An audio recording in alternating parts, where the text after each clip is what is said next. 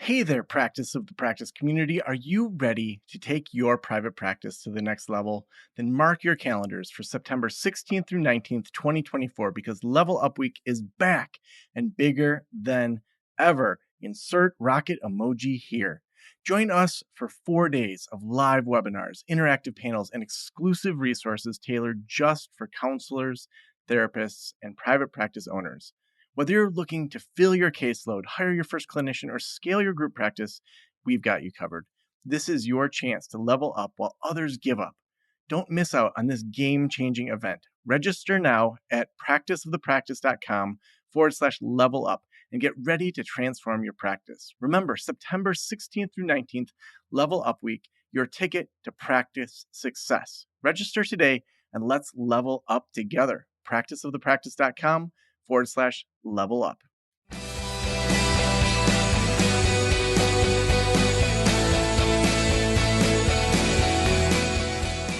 This is the Practice of the Practice podcast with Joe Sanok, session number 1056.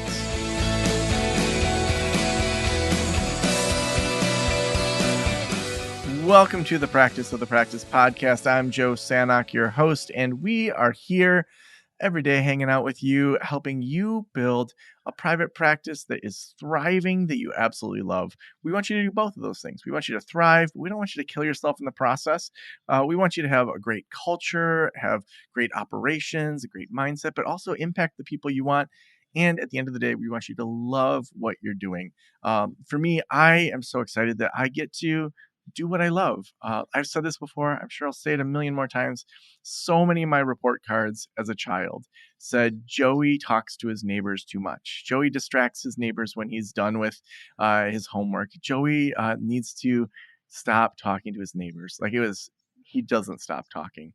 And now I get paid to talk. I get paid to hang out with people like HR Huntsman, who we're going to be hanging out with today. And I get to be curious. I get to dig in. Now, if you haven't checked out all the amazing shows we've had, man, this last month has been insane. We talked about solving psychiatric access back in 1044. We talked with Zig Ziglar attorney Scott Reeb about how to shatterproof your practice. We talked about your nervous system. We talked about the laws of connection. We talked with Iranian refugees.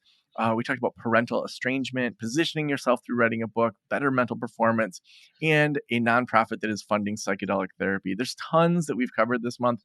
So go back, find some of the episodes that really are interesting to you. Also, September 16th through 19th, we are having Level Up Week yet again. We're going to have tons of live webinars about every single phase of practice. So if you're confused, if you're not sure what to do, if you just want some help, come hang out with us. We're going to be doing ample Q&A. You're going to get time to figure out exactly what you need to do to leave with a roadmap totally free. So you can register for that over at practiceofthepractice.com/level up. Now, HR Huntsman is no stranger to the show. He was on the show about a year ago. He's the founder of Leaders Edge. He's also a business and leadership keynote speaker, organizational strategist, author, business executive coach, and business leadership consultant. HR, welcome back to the Practice of the Practice podcast. Joe, it's a pleasure to be back. Thank you so much for having me, my friend. Yeah, man. When we were talking before we started rolling, and I said, how are things going? And you're like, we're hosting all these people out on 20 acres doing axe throwing and team building. I'm like, oh my gosh, that was my world. Pause. Don't tell me anything more. I want to record. So tell me about how things are going for you this summer and that work you're doing with all these leadership teams. Yeah, you bet. So all the things that we teach in our workshops, in our Performance Engine program, creative conflict resolution, strategic thinking, critical thinking, problem solving, all those things that we teach, we've baked into this adventure course. We bring our teams out here. I think we have 14 different companies coming out here this summer. Very busy for us.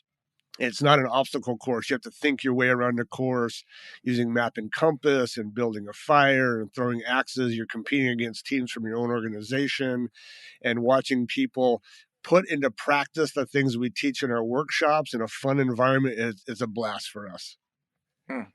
So awesome. Now, did you have a background in team building, low ropes, high ropes, orientation, things like that? No, I'm an outdoor kid, grew up in New Mexico, spent all my childhood out in the deserts in the mountains with my dog Scamp, and I just love the wilderness. I love the outdoors. That's why I live out here on 40 acres out in the middle of the woods. And so utilizing it to do team building and creative thinking and problem solving is just a mixture of two things that I love. Mm. Yeah, I was in the Boy Scouts and did Eagle Scout and have always loved outdoors. So all through graduate school, like every paper I would write was about wilderness therapy, outdoor therapy, things like that. But then realized if I ever wanted a family or a partner, that disappearing for 30 days into the wilderness probably wouldn't be the lifestyle that I wanted to live if I wanted both those things. But got super involved in the Association for Experiential Education, which there's a lot of therapists that are involved in that, and high ropes, low ropes type stuff. But yeah, I did this program where I took kids sailing on this 50-foot wooden sailboat that looked like a pirate ship, and then we do therapy on the sailboat. And just I feel like there's just something about adding activity into learning that just solidifies it in a way that it's almost like nothing else can. So when you think about like activity and learning with these teams, like what do you see happen when they're involved in this kind of training? Oh, for one, and I think your audience can relate to this, it expands the way they think. They're so used to thinking in a rut in one particular way. They do the same thing day after day after day, and it's rote. And so to challenge their brain to expand and try new things and experience creative thinking in a new way or problem solving in a new way, and especially when you get grounded in the out of doors, whether it's sailing or camping, getting grounded in those areas, having fun with your team, it just releases those endorphins and you get a dopamine rush while you're practicing the things that they need to work on to make their business and their teams even more successful. Now, what do you do when there's always got to be somebody that's sort of the more skeptical, arms folded person? Do you have any strategies of how you engage them in the process if they don't seem like they're fully bought in? Or maybe you're lucky and all the teams are fully bought in and prepped and ready to go? Well, the leadership certainly is. I mean, to bring their team out here, they're bought into team bonding and things, but there's always going to be, maybe one or two people in a given week that are like, why are we out here? We could be at work working, right? Grinding and making the widgets, getting them involved, asking them questions, you know, helping them lead something. Maybe they're strong at logic puzzles or tying knots. And so really finding an area where they have a strength and then calling them to the forefront is how we work to get people engaged and involved. Yeah. Now take us through just like what does some of this look like? You don't have to go through the entire curriculum, but Sure. I think that there's therapists that maybe, I always love to expose them to what other people are doing and then maybe Sure. thinking through the lens of, as a therapist, could you do this sort of stuff? So like what does a day with a team typically look like? So they come out and have lunch. So we have a nice Traeger. They get tri-tip and salad. And during that time, we talk about some of these principles that are going to be tested on the course. Again, creative conflict resolution, problem solving, good communication. What's really important to us is watch and make sure that leaders help the quiet people come forward and people aren't too dominant, and they learn how to really communicate as a team with good listening skills, active listening, asking good questions. So we give that in our preview, and the setting is 1840s fur trappers here in the Pacific Northwest. So they're taking on the role of an 1840s fur trapper and practicing the skills that the fur trappers and the Native Americans would have to have in these areas. And so they're out on the course deciding which way to go, which activities should they do first, how do they respond to change. We'll throw in a broken wagon wheel or a cracked femur here and there to upset the apple cart and make them think creatively. And all those things happen in business. So they're making their way around the course, trying to strategically think while overcoming challenges that are thrown their way, just like every one of us has to do in business. Mm. Yeah, and when people work together in that sort of area, what are some of the common realizations, aha moments, like team connections that you see over and over? There's always a tension between passivity and proactivity. And this is true in the workplace as well. What we notice is people have a hard time making decisions because they don't want to step on anybody's toes. No one wants to be too strong. And so that can lead to inaction and just a passive wandering around, which we also see in business. On the other hand, we see the dominant leaders that don't hesitate to run over people's opinions and their advice giving. And so we have to call that out as well. So somewhere in the middle between overly dominant leaders and passive teams is what we see a lot. And then when we do our debrief, we as their guides call those things out and talk about how do they see that back in the workplace and action steps to level that out and what we can work on in our next workshop. Mm. Now, I know one of your specialties and things that you're seeing with a lot of these businesses is retaining top talent and attracting top talent. I know therapists across the nation are like, I'm bursting at the seams. I need more help with mental health access. I just can't find people that I want to hire that are good, that meet all the qualifications, and also, kind of have the chutzpah to really do a good job here. What are you seeing when it comes to first retaining your top talent? We'll talk about kind of some acquisition strategies in a minute, but with the team you already have, you've got good people, you've got maybe people that aren't great. What are you seeing is working with retaining top talent? Yeah, you're right on, Joe. I think first and foremost, talent acquisition and retention is the fight right now for any business. The talent market is limited compared to the need for employers, and so building a culture that retains and attracts top talent, I think, is a top priority. Everywhere I go, I preach this next thing that talent acquisition and retention is more important now than client acquisition and retention because having a top-notch team is the key to taking great care of our patients and our clients. So wherever we go, we teach 5 things for business owners, CEOs, executives to really focus on when it comes to a highly attractive culture. And we always start it with radical clarity. Great leaders, great organizations preach and practice radical clarity, making clear everything that can be clear: roles, responsibilities, expectations, deliverables, who, what, by when, pay structures, bonus structures, reporting protocols. Everything that can be made clear is made clear by leadership, and we have the forums and group settings to make sure things are clear. That's where an empowering culture begins. Mm. So radical clarity, you're like making sure as much as possible is communicated, clear, transparent, all of that. What else goes into making a great culture? The second thing, after clarity, we talk a lot about authentic connection. So after radical clarity, and right along with it, they run parallel, is create authentic connection. We teach 3 Ds: poor leaders diminish, average leaders direct, great leaders develop. They really take the time to develop talent. They listen, they ask questions, they lead more by curiosity than by order giving.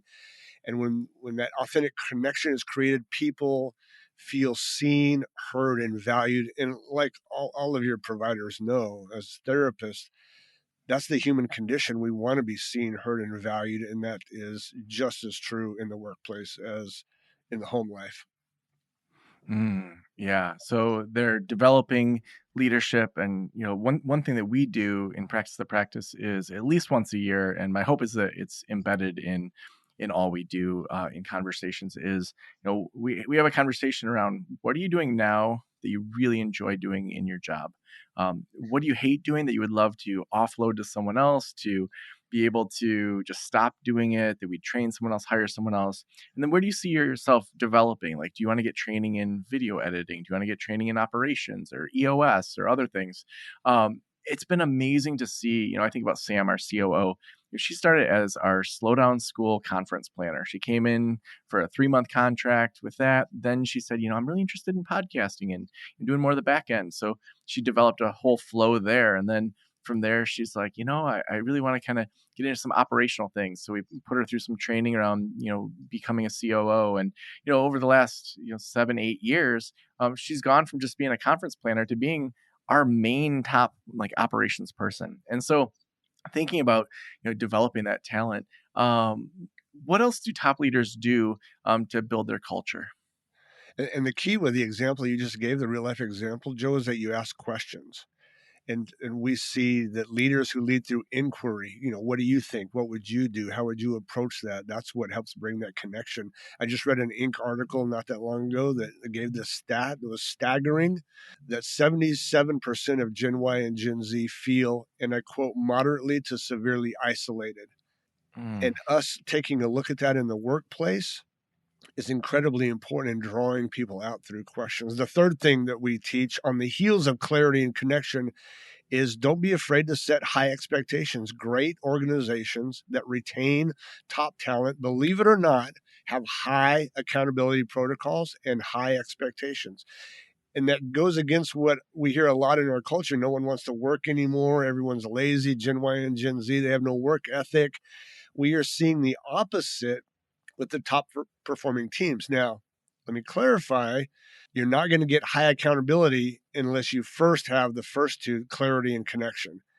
And the problem is many organizations try to get the accountability and high expectations without the clarity and connection, and you must go in that order. Mm. So then what else do we need to do to build that culture? So clarity, connection, high accountability. And the fourth one is our specialty that we see pretty rarely, and that's the willingness to debate and disagree. Mm. We call this creative conflict. And in psychology circles, people talk about the difference between personal conflict or personality conflict and task conflict. We call task conflict idea conflict, the debate over ideas, not getting things personal. And the organizations that can minimize personality conflict and increase idea conflict, those are high performing organizations. But that takes a lot of work. Mm-hmm. Yeah, absolutely.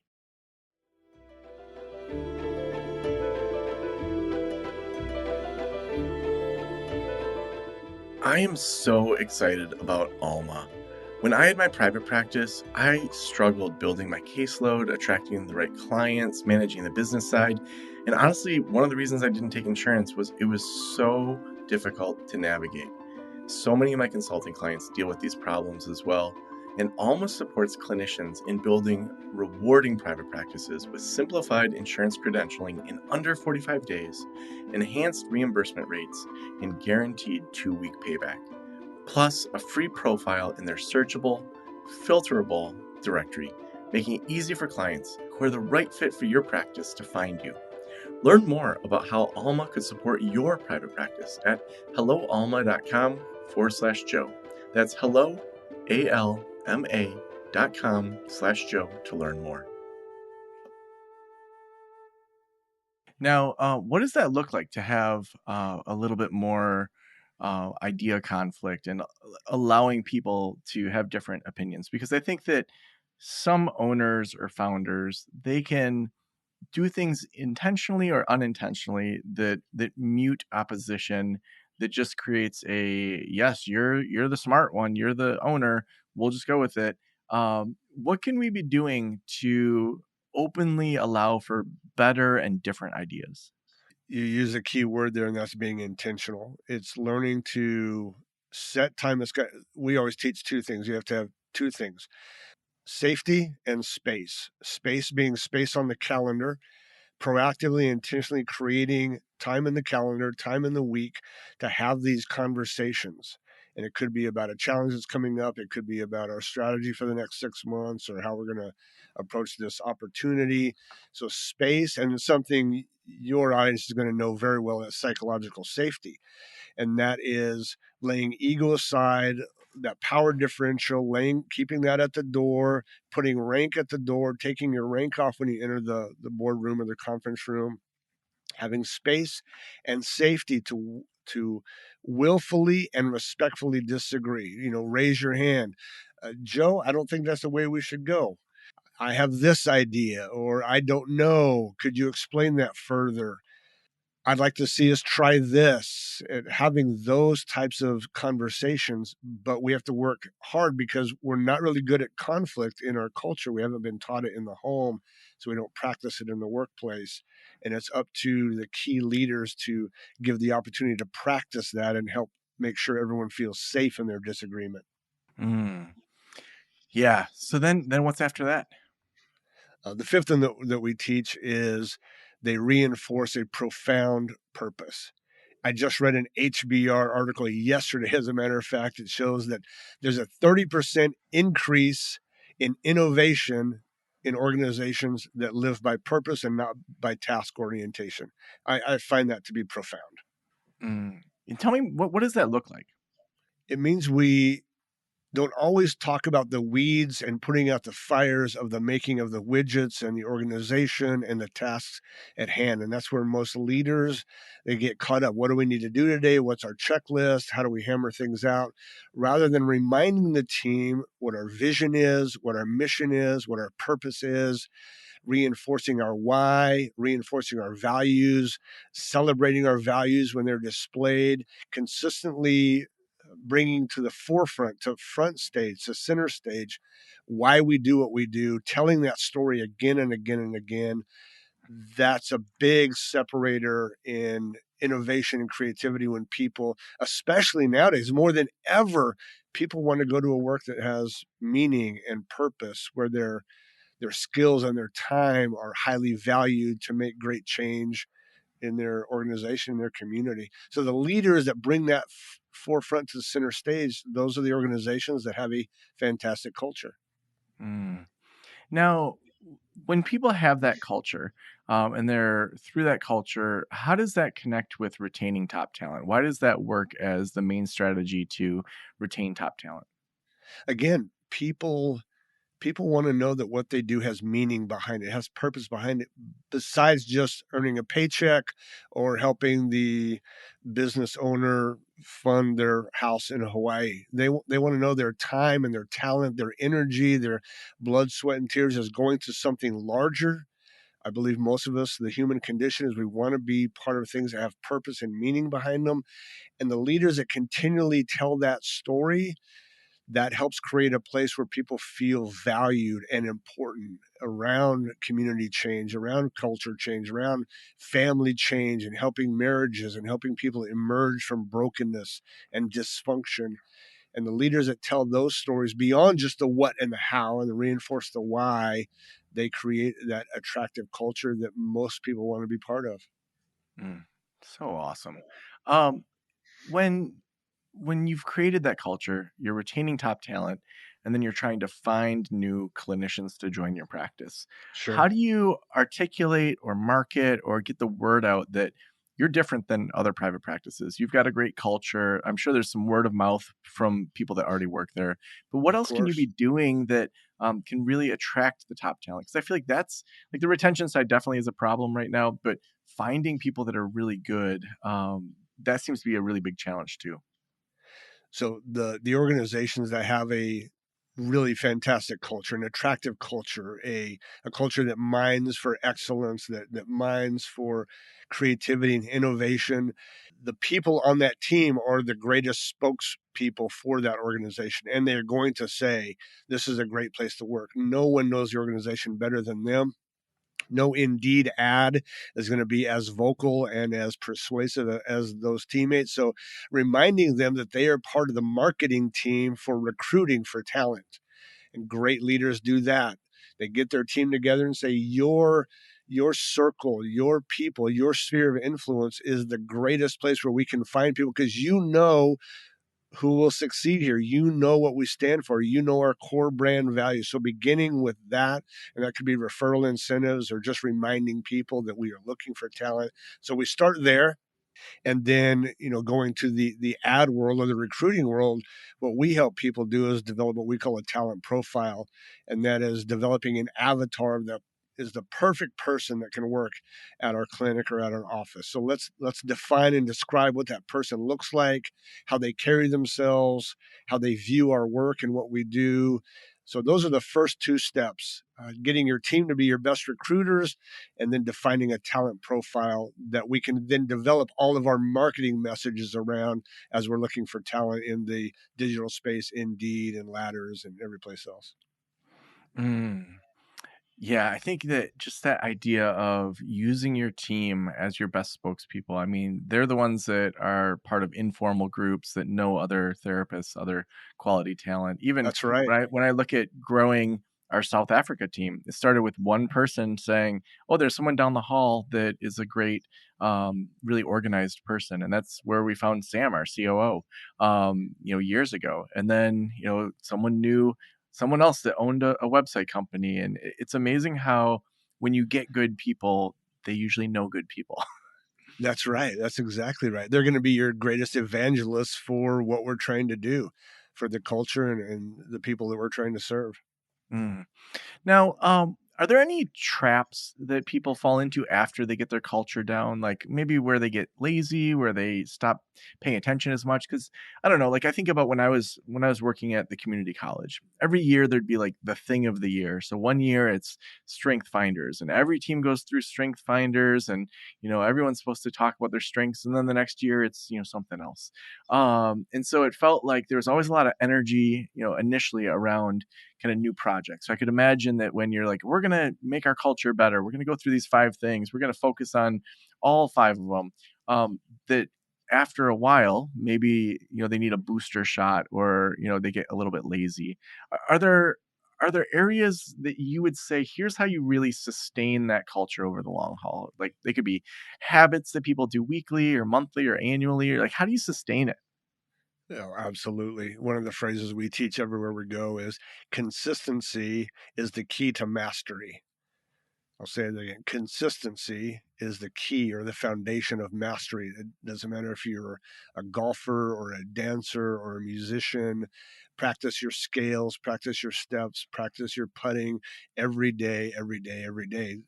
I did some martial arts for a while. I did some MMA and some cage fighting, and my jujitsu sensei talked to me about a white belt mentality, and that there's 2 things to that. That is always learning, always striving, always open mind, and then practice the basic fundamentals every single day. So we teach that wherever we go. There are certain consistent behaviors that high performing teams do, and that is they have fantastic meetings. They make sure their meetings are short, concise, powerful, and they're set up for success. They have good accountability structures: who, what, by when, what are your deliverables. They have those creative conflict meetings. They're on the schedule, and they just practice these things again and again and again and again, and they're always open to learn and listen. So there are things that these organizations do on a consistent basis that sets them apart from average organizations that are inconsistent. They just follow the new hot trend, and they don't do the basic fundamentals just again and again and again and again. Mm, I love that. I love that. Well, the last question that I always ask is, if every private practitioner in the world were listening right now, what would Uh-huh. you want them to know? I would want them to know that there is likely more talent on your team than any of us are even aware of. And as a leader, it's our responsibility and our privilege to set up a culture and environment where that comes to fruition. I think the greatest waste in human history is the waste of human potential. And if we as leaders can set up an environment to call that greatness forward, I'd love your listeners to create the space and the safety to ask those questions to bring that greatness to the forefront. Mm, so awesome. Well, if people want to connect with you, if they want to connect with your business, where should we send them? Sure. Yeah. Just email me directly. I'd just love to have a chat with anyone who wants to reach out, HR@yourleadersedge.com, or you can just check us out, of course, on our website, yourleadersedge.com. Mm, so awesome. Well, thank you so much for being on the Practice of the Practice podcast. Thank you, Joe. I appreciate you having me again.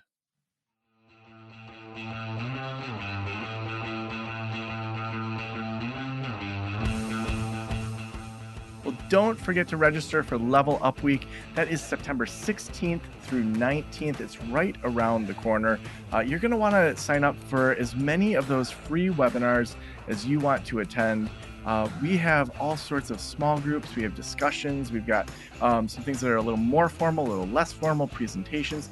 Sign up for what looks good for you. If you're just getting going in solo practice, or maybe your solo practice isn't kicking it like you want it to, come to some of the solo practice webinars. If you have a growing group practice, or maybe you aren't sure what to do first, we have people from Group Practice Launch that are going to be joining us that in the last 6 months have hired their very first person. So people that are in the thick of it. They can talk through how did they decide 1099 versus W-2?